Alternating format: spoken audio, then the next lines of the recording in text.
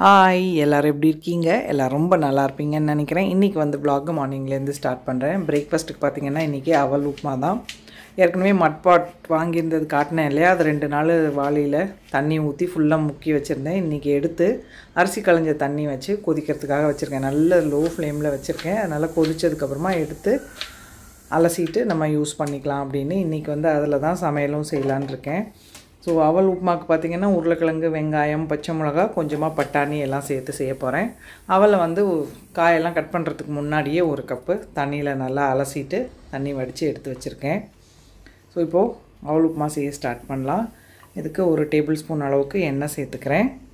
எண்ணெய் சூடானதுக்கப்புறமா இதில் தாளிக்கிறதுக்கு ஜீரகம், சோம்பு இது ரெண்டும் சேர்த்து தாளிச்சிக்கிறேன். நிலக்கடலை ஒரு 2 டேபிள் ஸ்பூன் அளவுக்கு சேர்த்துக்கிறேன். நீங்கள் வறுத்த நிலக்கடலை இருந்தால் லாஸ்ட்டாக கூட சேர்த்துக்கலாம். ஸோ இது நல்லா பொரிஞ்சு வந்ததுக்கப்புறமா கட் பண்ணி வச்சுருக்க வெங்காயம், உருளைக்கிழங்கு, பச்சை மிளகாய் எல்லாத்தையும் சேர்த்தே நல்லா வதக்கிடலாம்.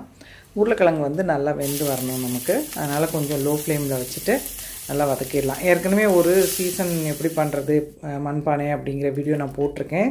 அது வேணால் நான் டிஸ்கிரிப்ஷனில் தரேன், தேவைப்படுறவங்க செக் பண்ணிக்கோங்க. பாருங்கள், வெங்காயம், உருளைக்கிழங்கு நல்லா வதங்கினதுக்கப்புறமா உப்பு, பட்டாணி, மஞ்சத்தூள் எல்லாம் சேர்த்துட்டு நல்லா வதக்கிடலாம். பட்டாணி வந்து ஏற்கனவே வேக வச்சது தான். ஸோ இப்போ இதில் நல்லா அலசி ஊற வச்சுருந்த தண்ணியெல்லாம் வடிச்சிட்டு தான் ஊற வைக்கணும். அந்த அவலை இது கூட சேர்த்துக்கிறேன். நல்லா கலந்து விட்டுடலாம். நான் வந்து மிளகாத்தூள் அதெல்லாம் எதுவுமே சேர்க்க போகிறதில்ல. உங்களுக்கு வேணும் அப்படின்னா நீங்கள் மிளகாத்தூள், மல்லித்தூள், கரம் மசாலா எல்லாம் வெங்காயம் வதக்கிறப்பல சேர்த்துக்கலாம். இது நல்லா கலந்து விட்டதுக்கப்புறமா கொஞ்சமாக ப்ரௌன் சுகர் சேர்த்துக்கிறேன். நார்மல் சக்கரை கூட சேர்த்துக்கலாம். நல்லா ஒரு கைப்பிடி அளவுக்கு பொடியாக கட் பண்ண மல்லி இலை சேர்த்துருக்கேன். இதில் வந்து லாஸ்ட்டாக எல்லாருமே எலுமிச்சம்பழம் புளிவாங்க. எனக்கும் ஹஸ்பண்டுக்கும் லெமன் ஃப்ளேவர் அவ்வளோவா பிடிக்காது அப்படிங்கிறதுனால லெமன் புளியில் நீங்கள் உங்களுக்கு பிடிச்சிருக்கு அப்படின்னா இறக்கிறதுக்கு முன்னாடி ஒரு அரை எலுமிச்சம்பழம் புளிஞ்சிட்டு சர்வ் பண்ணிக்கோங்க. இதுக்கு மேலே வந்து உங்கள்கிட்ட ஓமப்பொடி, மாதுளம்பழம் எல்லாம் இருந்ததுன்னா சேர்த்து சர்வ் பண்ணால் சூப்பராக இருக்கும். ஸோ பாருங்கள், நல்லா தண்ணி கொதிக்க ஆரம்பிச்சிருச்சு லோ ஃப்ளேமில் வச்சுருந்து. இது கொஞ்சம் ஆறுனதுக்கப்புறமா அலசி எடுத்துக்கலாம். பொரியலுக்கு சேனக்கிழங்கு என்ன பண்ணியிருக்கேன் அப்படின்னா கொஞ்சமாக தண்ணி சேர்த்துட்டு உப்பு, மஞ்சத்தூள், மிளகாத்தூள், மல்லித்தூள் எல்லாம் சேர்த்து வேக வச்சுக்க போகிறேன். சிம்லேயே வச்சு வேக விட்டுறணும். ஸோ இந்த தண்ணி கொஞ்சம் ஆறிடுச்சு. இதை வந்து சோப்பெல்லாம் போட வேண்டாம், வெறும் ஸ்க்ரப்பர் மட்டும் வச்சு நல்லா கழுவி எடுத்துக்கலாம்.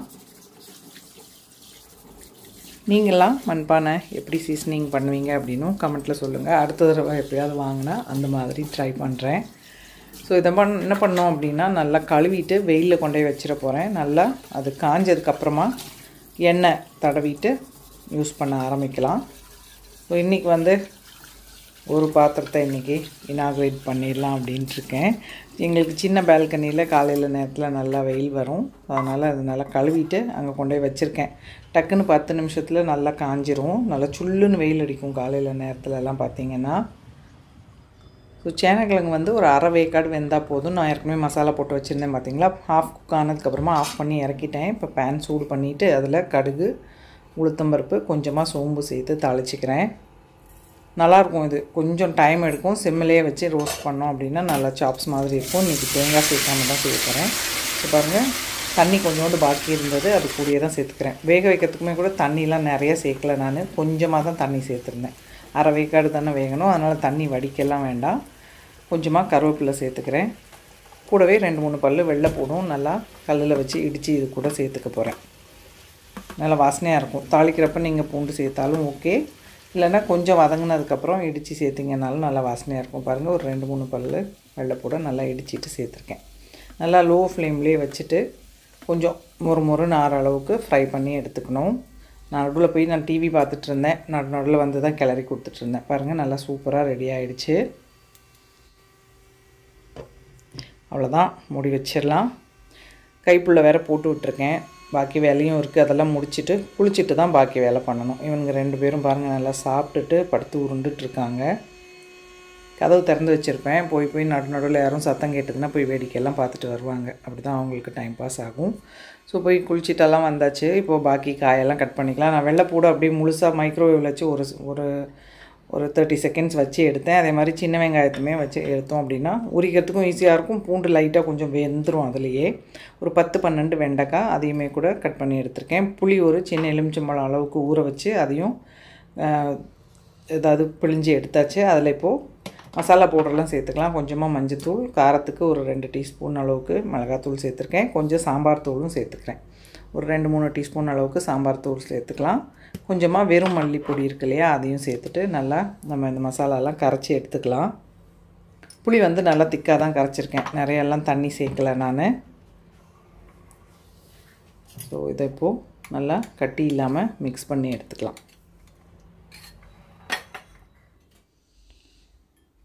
இப்போது இதுக்கு தேங்காய் அரைக்கணும். அதுக்கு ஒரு 2 சில்லு தேங்காய் எடுத்திருக்கேன், கொஞ்சமாக சோம்பு, ஒரு தக்காளி, கொஞ்சம் கருவேப்பிலை. இதை வந்து பேஸ்ட்டாக அரைச்சி எடுத்துக்கலாம். குழம்புக்கு தான் இது. ஸோ நீங்கள்லாம் காரக்குழம்பு புளிக்குழம்பு எப்படி செய்வீங்கன்னு ரெசிபி இருந்ததுன்னா சொல்லுங்கள், அந்த மெத்தட்லேயும் நான் ட்ரை பண்ணுறேன். ஸோ கொஞ்சமாக கருவேப்பிலையும் சேர்த்துட்டு பாருங்கள், நல்லா இந்த மாதிரி அரைச்சி எடுத்துகிட்டு வந்தாச்சு. இப்போது அதுக்குள்ளே நல்லா வெயிலில் காய வச்சுருந்தேன் இல்லையா, அந்த பாத்திரம் நல்லா காஞ்சிருச்சு. தேங்காய் எண்ணெய் வச்சு எல்லாத்தையும் ஒரு டிஷ்யூ பேப்பர் வச்சு நல்லா மூடி பாத்திரம் உள்ளே வெளியே எல்லாத்துலேயுமே நல்லா அப்ளை பண்ணி விட்டுற போகிறேன். எண்ணெய் தடவிட்டுமே கூட திருப்பியும் வெயிலில் தான் வைக்க போகிறேன். இப்போ சமைக்க போகிற பாத்திரத்தை வெயிலில் வைக்க வேண்டியதில்லை, அது நம்ம அடுப்பில் வச்சோன்னா தானாகவே சூடாயிடும். ஸோ இன்னொரு பாத்திரத்தை வந்து நல்லா எண்ணெய் தேய்ச்சிட்டு கொண்டு வெயிலில் வச்சுட்டேன் அப்படின்னா யூஸ் பண்ணுறதுக்கு சூப்பராக இருக்கும். கொஞ்சம் தாராளமாகவே எண்ணெய் தேய்ச்சிக்கணும். இப்போ தான் புது பாத்திரம் பார்த்திங்களா, தேய்ச்சோம் அப்படின்னா நல்லா இழுத்துக்கும் கொஞ்சம் நேரத்துலையே. ஸோ தேங்காய் எண்ணெய் ப்ரிஃபரபிளி நல்லது தான். இல்லைன்னா நீங்கள் நல்லெண்ணெயோ கடலெண்ணெயோ எது வேணாலும் தேய்ச்சிக்கலாம். பட் தேங்காய் எண்ணெய் கொஞ்சம் வாசனையாக இருக்க மாதிரி இருக்கும். ஸோ அந்த பாத்திரத்தை ஃபுல்லாக நல்லா தேய்ச்சி வச்சுட்டு ஒரு இதை கொண்டு போய் வெயிலில் வச்சுட்டேன். இப்போ இந்த இதில் நம்ம இன்றைக்கி குழம்பு பண்ணிக்கலாம். நல்லெண்ணெய் 2 டேபிள் ஸ்பூன் சேர்த்துருக்கேன். புது பாத்திரங்கிறனால எப்படின்னு உரைச்சி வருது பாருங்கள். கடுகு, உளுத்தம்பருப்பு, கொஞ்சமாக வெந்தயம், இது கொஞ்சம் பொரிஞ்சதுக்கப்புறமா ஒரு மிளகாய் வத்தல், கொஞ்சம் பெருங்காயமும் சேர்த்துக்கலாம். மண் வாசலெல்லாம் வரல குழம்புல. ஸோ நைட்டு தானே வாய்ஸ் ஓவர் கொடுக்குறேன், சூப்பராக இருந்தது குழம்பு. பெருங்காயமும் சேர்த்ததுக்கப்புறம் எல்லா இதையுமே வெள்ளைப்பூடு, சின்ன வெங்காயம் ஒரு 5-6, ஒரு சின்ன பல்லாரி, வெண்டைக்காய், இது எல்லாத்தையும் சேர்த்து நல்லா வெண்டைக்காய் வந்து கொஞ்சம் வதங்கணும். வலுவலுப்பு தன்மை போகிற அளவுக்கு வதக்கிட்டோன்னா போதும். ரொம்ப ஃப்ரெஷ்ஷாக இருந்தால் தான் வலுவலுன்னு இருக்கும். வாங்கி 2-3 நாள் ஆனதுனால அந்த அளவுக்கு வலுவலுப்பு இல்லை. நல்லா ஈரம்லாம் துடைச்சிட்டு தான் கட் பண்ணி எடுத்துருக்கேன். இப்போ இது கூட கல்லுப்பு சேர்த்துட்டு நம்ம கரைச்சி வச்சுருந்தோம் பார்த்திங்களா, அந்த மசாலாவும் சேர்த்துடலாம். வெண்டைக்காயெல்லாம் கொஞ்சம் வதங்கினதுக்கப்புறமா தான் இதெல்லாம் சேர்த்துக்கிறேன். வலுவலுன்னு இல்லாத அளவுக்கு நம்ம வதக்கிறப்பயே தெரியும். அந்த மாதிரி ஆனதுக்கு அப்புறமா தான் மசாலா உப்பு எல்லாம் சேர்க்குறோம். முதல்ல உப்பு சேர்த்தோன்னா ரொம்ப வழுவழுப்பாயிடும். மூடி போட்டு கொஞ்சம் வெண்டைக்காய் வெந்ததுக்கப்புறமா தண்ணி கொஞ்சமாக சேர்த்துக்கலாம். ஸோ நல்லா கொதித்து வரட்டும். பாருங்கள், நல்லா தளன்னு கொதித்து புளியோட பச்சை வாசனைலாம் போனதுக்கப்புறமா தேங்காய் அரைச்சி வச்சுருந்தோம் இல்லையா, அதையும் சேர்த்துட்டு கிரேவிக்கு தேவையான அளவுக்கு தண்ணி சேர்த்துக்கலாம். இதில் ஒரு நாள் புலாவ் பண்ணி பார்க்கணும் எப்படி வருது அப்படின்னு. ஸோ ஒரு துண்டு வெல்லம் சேர்த்துக்கிறேன். உங்களுக்கு வெல்லம் வேண்டாம்னா மொத்தத்துக்கே அவாய்ட் பண்ணிடலாம். எனக்கு வெல்லம் இருந்தால் பிடிக்கும், அதனால் ஒரு சின்ன துண்டு வெல்லமும் சேர்த்துருக்கேன். பாருங்கள், நல்லா கொதித்து குழம்பு சூப்பராக ரெடி ஆயிடுச்சு. சிம்மில் தான் வச்சு விட்டுருக்கேன் இன்னும். சரி, கொஞ்சமாக அப்பளம் பொரிச்சிக்கலாம் அப்படின்னு. வத்த குழம்பு புளிக்குழம்பு இது கூடலாம் அப்பளம் வச்சு சாப்பிட்டோம்னா சூப்பராக இருக்கும் இல்லையா. சின்ன பேன் அப்படிங்கிறனால பாதியாக உடச்சி வறுத்துருவேன். நமக்கு ரொம்ப எண்ணெய் தேவைப்படாது. கொஞ்சமான ஒரு 2-3 டேபிள் ஸ்பூன் எண்ணெயிலே அப்பளம் சூப்பராக வறுத்து எடுத்துடலாம். அவ்வளோதான், குழம்புமே நல்லா வற்றி சூப்பராக ரெடி ஆகிடுச்சு. ஸோ பாருங்கள், இப்போ சுட சுட சோறு கூடவே சேனக்கிழங்கு ஃப்ரை, அப்பளம் அண்டு கம்மன்னு நம்ம வெண்டைக்காய் புளிக்குழம்பு. அவ்வளோதான், சாப்பிட வேண்டியது தான். ஸோ சூப்பராக வந்திருந்தது. ஹோப் உங்களுக்கு இன்றைக்கி இந்த வீடியோ பிடிச்சிருக்கும் அப்படின்னு நினைக்கிறேன். பிடிச்சிருந்ததுன்னா லைக் பண்ணுங்கள், ஷேர் பண்ணுங்கள், மறக்காமல் நம்ம சேனலுக்கு சப்ஸ்கிரைப் பண்ணிக்கோங்க. சப்ஸ்கிரைப் பண்ணுறது ஃப்ரீ தாங்க. இவ்வளோ நேரம் இந்த வீடியோ பார்த்தவங்க எல்லாருக்கும் என்னுடைய நன்றி, வணக்கம். Love you all.